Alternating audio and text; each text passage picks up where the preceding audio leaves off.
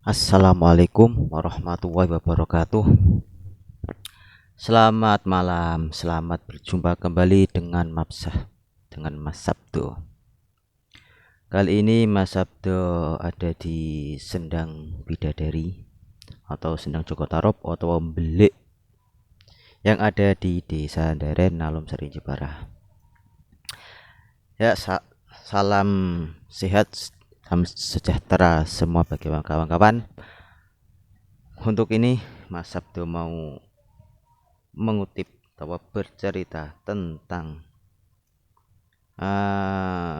sendang yang ada di belakang saya ini, Sendang Bidadari. Sumber yang dari yang pernah diliput murianew.com.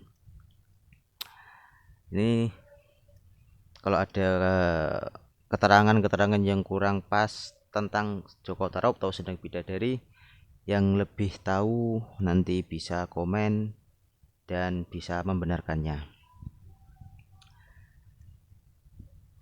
Sendang atau yang akrab disebut Belik Bidadari, atau ada yang mengatakan juga Belik Singkel atau Belik Joko Tarub, juga ada yang mengatakan seperti itu, yang ada di Desa Daren, Kecamatan Nalum Sari, Kabupaten Jepara, memiliki sejarah yang cukup unik. Dari informasi yang dihimpun murianot.com, karena saya membacanya dari sebuah situs murianot.com, sejarah Belik tersebut asal dari kisah seorang legenda Joko Tarub. Itu yang apa yang umum yang ada di buku-buku.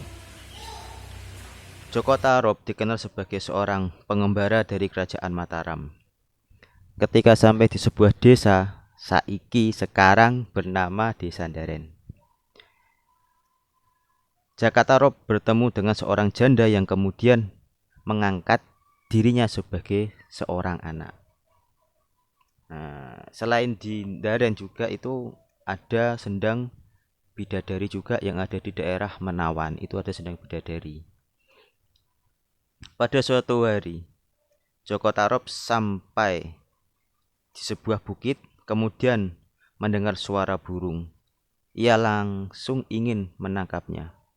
Tapi ketika ia ingin menangkap burung tersebut, justru dia mendengar suara percikan air. Setelah dilihat, ternyata ada puluhan bidadari yang sedang mandi di sebuah sendang sing saiki yang sekarang dijengekno Belik Bidadari.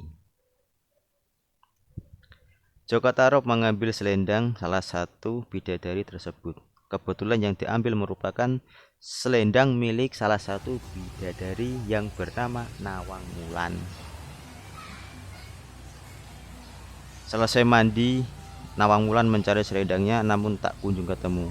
Akhirnya dia berucap bahwa barang siapa yang bisa membantunya jika laki-laki akan dijadikan suami, sedangkan jika perempuan akan dijadikan saudaranya.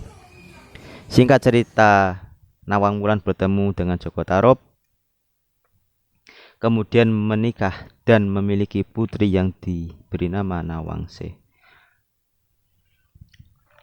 Beberapa kejadian dalam kehidupan keluarga kecil mereka yang sampai saat ini masih menjadi kepercayaan tersendiri bagi sebagian warga di Desa Daren. Berdasarkan cerita ini turun menurun, sendang ini memang awalnya dari bidadari yang mandi, kemudian jadi tradisi tersendiri bagi sebagai masyarakat. Itulah kata dari kepala desa atau petinggi waktu itu, Bapak Mat Soleh.